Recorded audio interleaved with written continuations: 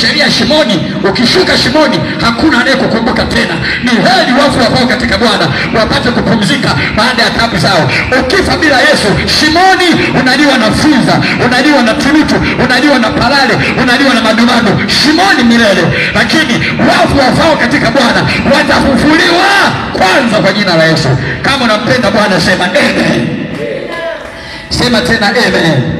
Kwa hiyo katika yote unachohitaji, unahitaji kumjua Mungu zaidi. Unahitaji kuwa na mawazo bora.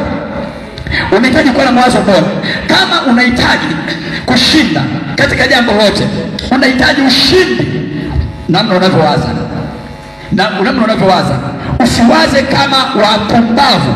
Ayubu anamwambia mkewe, je, na wewe unawaza kama mojawapo ya wanawake wapumbavu wa Israeli hii, wa nchi hii?